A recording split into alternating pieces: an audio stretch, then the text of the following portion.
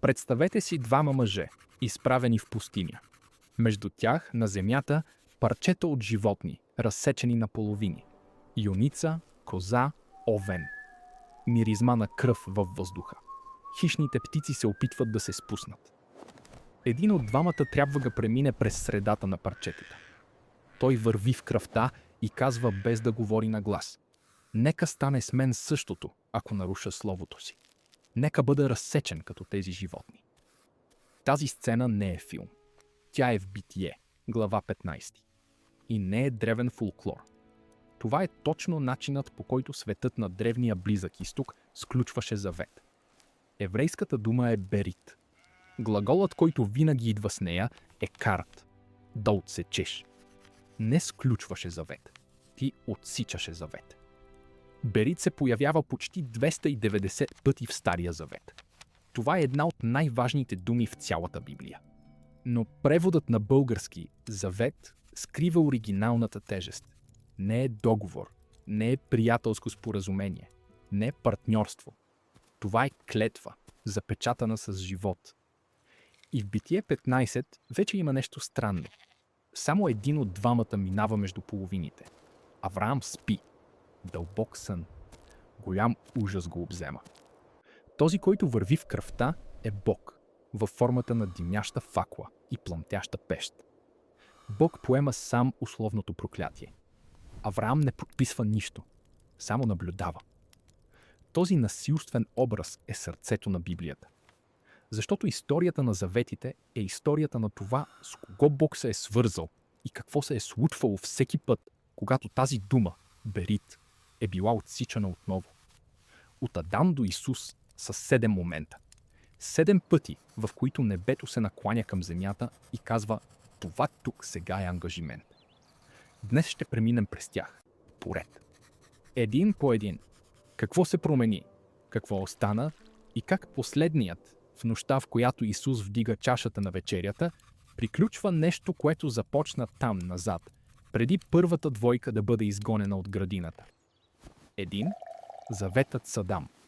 И това вече е първата полемика, защото Библията в Битие никога не пише думата берит, за да опише това, което Бог уговори с Адам. Няма церемония, няма официален ритуал, има само заповед. В Битие, глава 2, стих 17. От дървото за познаване на доброто и злото да не ядеш, защото в дня, в който ядеш от него, непременно ще умреш. Това завет ли е или не? Тук библейският текст е по-икономичен от традицията, която дойде по-късно. Огромна част от християнското богословие твърди, че да, бил е завет, дори без името. Те посочват Осия глава 6, стих 7, където пророкът казва: като Адам те престъпиха завета. Това е единствения път в Стария завет, в който името Адам и думата завет се появяват заедно. За една цяла традиция това е доказателство. За друга е двусмислено, защото Адам на иврит може да означава човечество като цяло или може да е географско място. Стихът се обсъжда. Но има едно наблюдение, което си струва да се направи. Дори без да се използва думата берит, това, което се случва в градината, има всички елементи. Има суверен и васал. Има ясно условие. Има обещано проклятие за този, който наруши. Има двама представители, мъж и жена, отговарящи за цяла раса. И когато правилото е нарушено, в Битие глава 3, идва точно това, което произвежда нарушеният завет. Проклятие, изгонване, смърт. Змията е прокълната, жената е прокълната в болката на раждането, мъжът е прокълнат в земята, която ще обработва. Нищо от това не е произволно. Това е последица от пакта. Но в средата на това проклятие, в точният момент на присъдата, се появява изречение, което променя цялата история. Битие глава 3, стих 15. Бог се обръща към змията и казва: ще поставя вражда между теб и жената, и между твоето потомство и нейното потомство. То ще ти нарани главата, а ти ще му нараниш петата. Това е първото обещание за победител. Първият намек, че щетата не е окончателна. Християнската традиция нарича този стих протоевангелие. Първото Евангелие. Първата изкрана история на изкуплението, която още дори не е започнала истински. Забележете. Преди пълното изгонване, Преди мечът на Херовима да блокира градината, Бог вече обявява, че съществува семе, което ще смаже главата на змията. Това не е отделно обещание. Това е уста. Това е първият път, в който Бог се ангажира с план, който ще пресече цялата Библия и който ще завърши там в края с човек, прикован на кръст. Семето на жената. И така, заветът с Адам е стар дебат. Реформираната традиция го нарича завет на делата. Лутеранската традиция е по-резервирана. Класическият диспенсационализъм отрича. Еврейската традиция дори не говори за Адамски завет. Започва каталога направо от Ной. Библията, този път, не донесе всички отговори и ние също няма да измисляме. Това, което може да се каже със сигурност, е, че вътре в градината нещо беше установено, нещо беше нарушено и първият шеф на поправката се появи преди изгонването. Това е изходната точка. 2. Заветът с Ной. Тук каталогът става ясен. Битие глава 9, стихове 8 до 17. За първи път в писанието думата Берит се появява с пълна тежест на пакт и се появява с детайл, който променя всичко. Контекстът е потопът. Светът е приключил. Ной излиза от ковчега с семейството си, с животните и първото нещо, което прави в Битие глава 8, стих 20, е да построи олтар и да принесе жертви. Бог помирисва приятният аромат и решава, че няма повече да проклина земята заради човека. И тогава, в глава 9, идва формализирането. Бог казва на Ной и на синовете му и на всяко живо същество, излязло от ковчега, че ще установи завет. Не само с човечеството, с всяка плът. Животните влизат в договора. Този завет е единственият в Библията, в който Бог се ангажира с животинското царство заедно. Съдържанието на обещанието е просто. Никога повече потоп като онзи. Никога повече. Земята ще продължи да има сеитба и жътва, студ и горещина, лято и зима, ден и нощ. Стабилността на света е гарантирана. Не защото човешкото същество се е подобрило. Текстът прави ясно, в Битие глава 8, стих 21, че сърцето на човека продължава да е зло от младостта си, но Бог сам се обвързва да не разрушава повече. И тогава идва знакът. Битие глава 9, стих 13. Поставям дъгата си в облаците, и тя ще бъде знак на завет между мен и земята. Повечето преводи поставят дъга, но еврейската дума кешет не е дъга. Това е лък, военен лък, оръжието. Същата дума, която се появява, когато текстът говори за войници-стрелци. В Битие 9 се описва оръжие на война, окачено на небето. И тук се намира наблюдението, което променя всичко. Бог окачва лъка, насочен нагоре, към самото небе, към самия себе си, не към земята. Това е жестът на този, който спира да воюва, на този, който се обезоръжава, на този, който казва, с постоянен визуален символ, че войната срещу човешкия хаос е приключила от онази страна. В древния Близък изток, окачването на оръжието обърнато означаваше примирие, мир, спиране на враждебните действия. Библията взема този познат визуален речник и го прилага към самия Бог. И каква е причината този образ да е толкова важен? Защото заветът с Ной е различен от всички, които ще дойдат след това. Той не е изключителен за Израел, не е етнически. Той е универсален. Покрива всяко човешко същество, родено след потопа. Покрива животните. Покрива природната структура на планетата. Това е космическата основа, върху която ще се изгради всичко, което идва след това. Без стабилността, обещана в Битие 9, няма останалата част от историята. И детайлът, който остава, е този. Първият официален завет в Библията е едностранно обещание. Ной не трябва да изпълнява нищо, за да работи. Самият Бог се задължава. Всеки път, когато вали и се появява лъкът, Бог си спомня на глас ангажимента. Текстът казва в Битие глава 9, стих 16, че лъкът се появява, за да напомня вечния завет. Не е за Ной да помни. За Бог е да помни. 3. Заветът с Авраам. И тук темата става интензивна. Защото заветът с Авраам не се случва в един момент. Случва се в 3 отделни сцени, в 3 различни глави на Битие. Всяка добавя слой. Глава 12 – обещанието. Глава 15 – ратификацията в кръв. Глава 17 – знакът в тялото. Първата сцена е Битие глава 12, стихове 1 до 3. Аврам, все още със старото име, е стар човек, без син, живеещ в Харан. Бог се появява от нищото и дава директна заповед. Излез от земята си, от роде си и от бащиния си дом, в земята, която ще ти покажа. И тогава идва обещанието в 3 свързани части. Първо, ще те направя голям народ. Второ, ще те благословя и ще възвелича името ти. И трето, частта, която ще отекне до Новия завет. В теб ще се благословят всички племена на земята. Вижте размера на този последен пункт. Всяко семейство, всяко народ, всяка човешка етническа група. Благословията, обещана на Аврам, не остава във Аврам. Тя прелива, пресича граници и хилядолетия. Павел ще вземе това обещание в Галатяни глава 3 и ще каже, че Христос е изпълнението му, че Исус е семето, в което всички народи са благословени. Но това е спойлер. За сега Аврам само е чул обещание. Без писмена гаранция. Без ритуал. Само слово. Втората сцена е Битие глава 15. И тук се връщаме към началната сцена. Аврам, след като е обикалял по обещаната земя и все още няма син, се оплаква на Бог. Господи Йехова, какво ще ми дадеш, защото ходя без деца? Бог го извежда извън шатрата, през нощта, и казва: погледни към небесата и преброй звездите, ако можеш да ги преброиш. Такова ще бъде твоето потомство.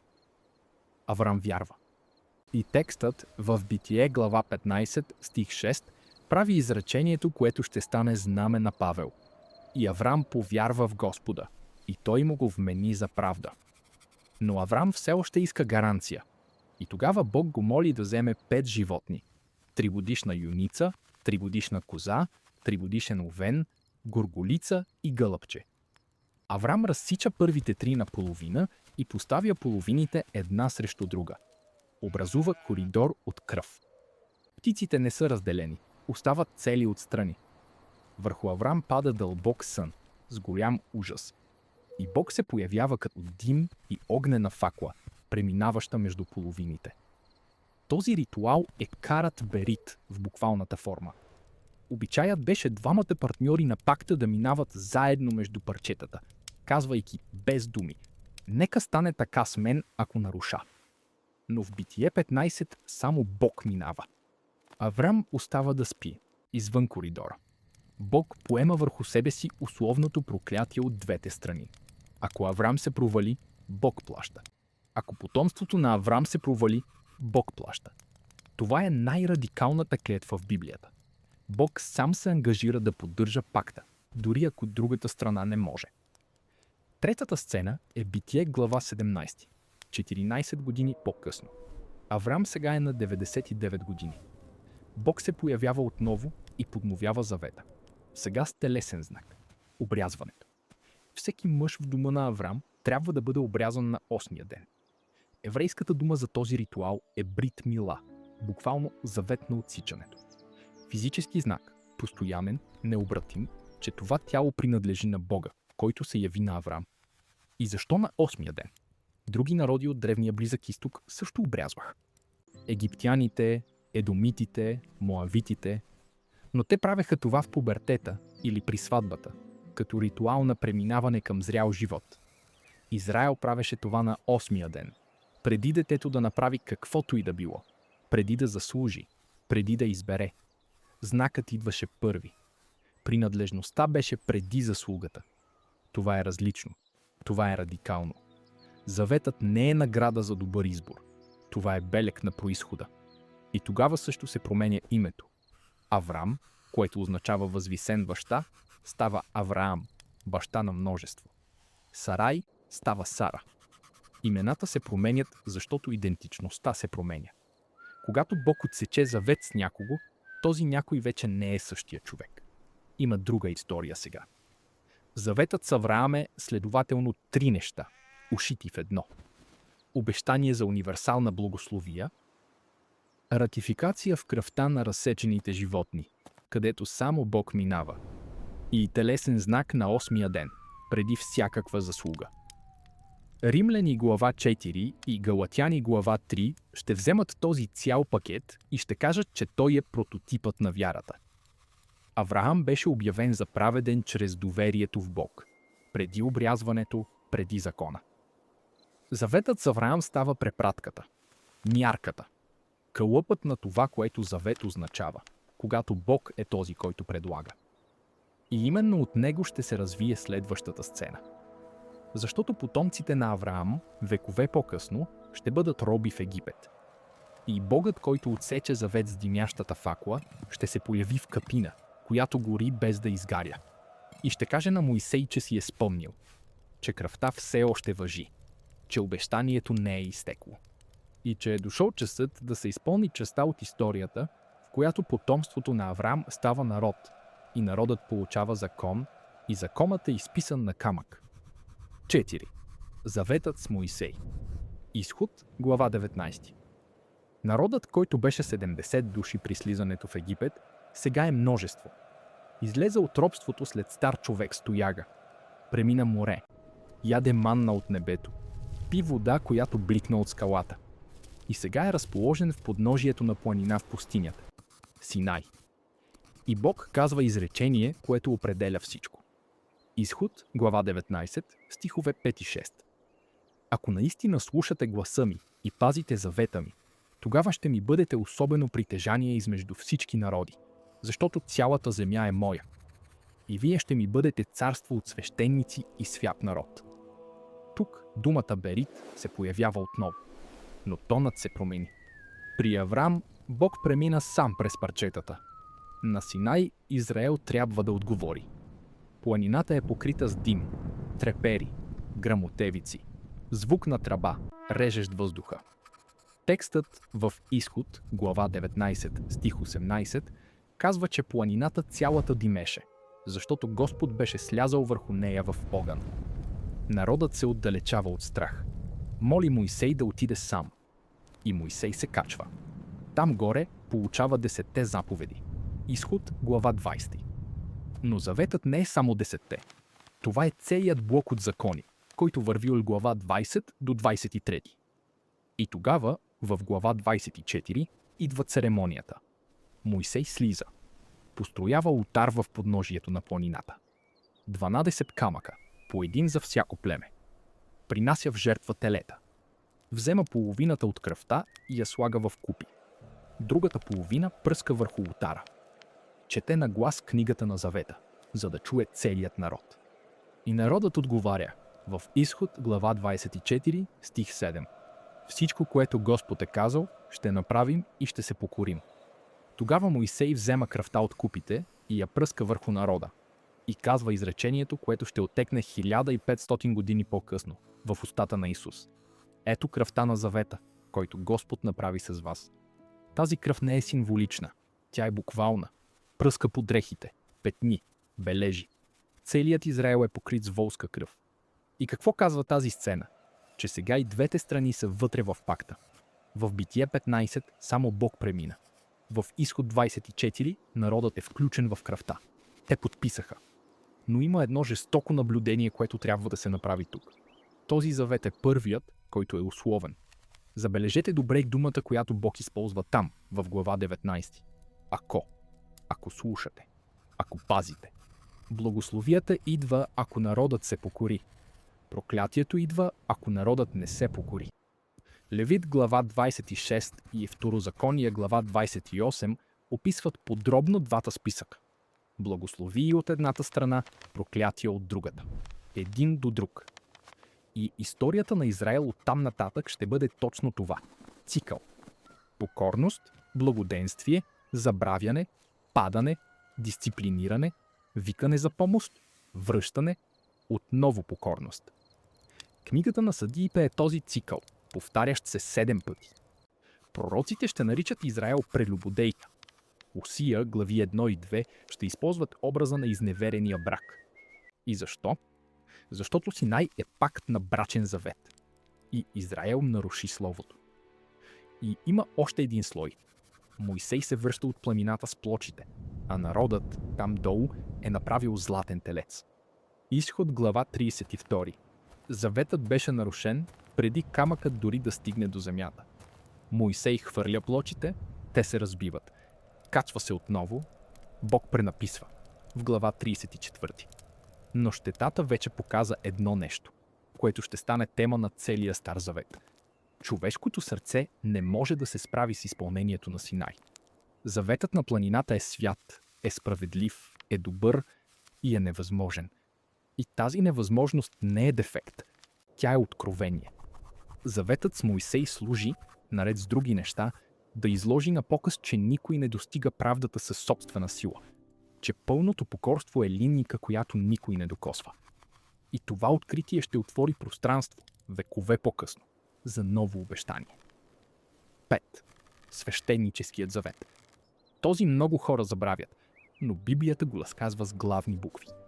Числа, глава 25. Израел е разположен в Ситим, близо до обетованата земя, и започва да се смесва с моавитянските жени. Проблемът не е етнически, той е духовен. Жените дърпат народа към култа на Ваал Фегор. Бог се разгневява. Чума започва да опустошава лагера. 24 000 души умират. И в средата на присъдата един израелтянин минава пред всички. Взема мадиямска жена за ръка и я води в шатрата си. Над чумата, над плача, над Мойсей, който плаче на вратата на скинията. Тогава се появява един човек. Финеес, внук на Арон, свещеник.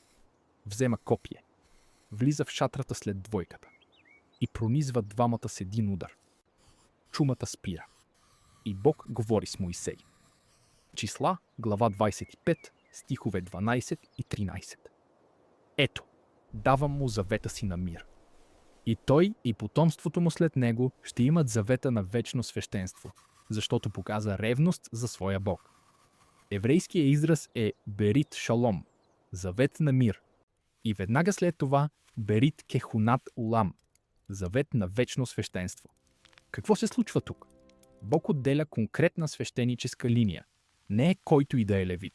Това е Финеес и неговите потомци. Функцията да служат в светилището, да принасят жертва, да посредничат между народа и Бог, остава в това семейство. И пророк Малахия, векове по-късно, в глава 2, ще говори отново за този завет. Ще си спомни, че той имаше за цел живот и мир. И че свещеникът трябваше да има знанието на Бог в устата си, защото той е вестител на Господа на воинствата. И защо това има значение в историята на заветите? Защото показва модел. Бог продължава да усъвършенства. Продължава да отделя.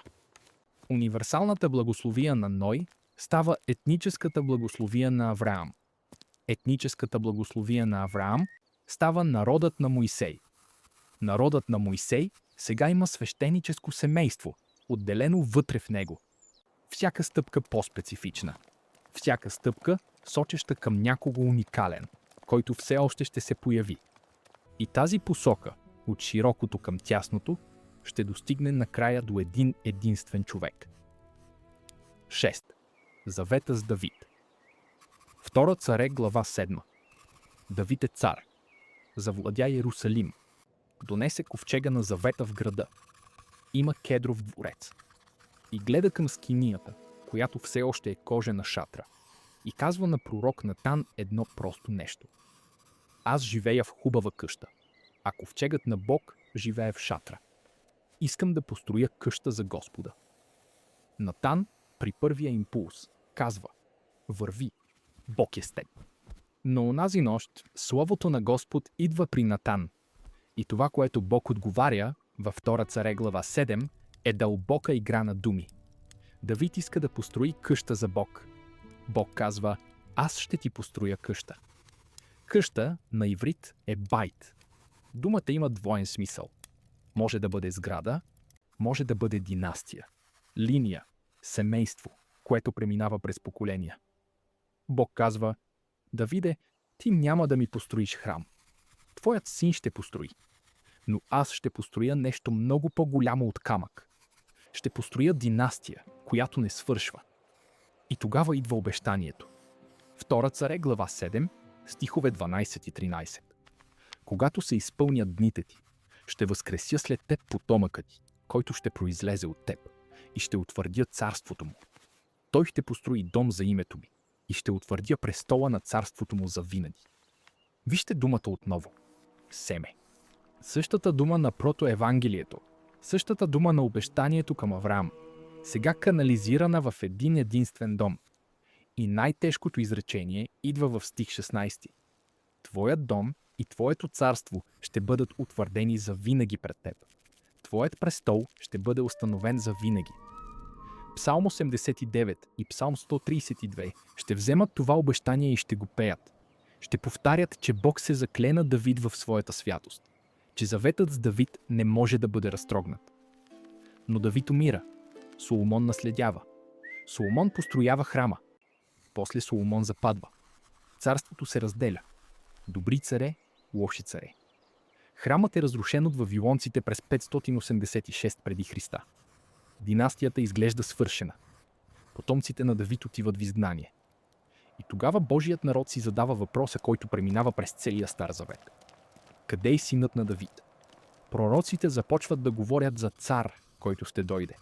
Исаия, глава 9, глава 11, Еремия, глава 23, стих 5. Ще въздигна на Давид праведен отрасъл, и той ще царува като цар и ще благоденства. Езекиил, глава 34, Михей, глава 5, дори посочва града, в който ще се роди този цар – Витлеем. Твърде малък, за да влезе в списъка на важните градове на Юда, но от него ще излезе този, който трябва да управлява Израел, чийто произход е от древни времена. И тогава минават векове. 400 години мълчание след последния пророк. И един ангел се появява на млада жена в Галилея. Лука, глава 1, стихове 32 и 33. Той ще бъде велик и ще се нарече син на Всевишния.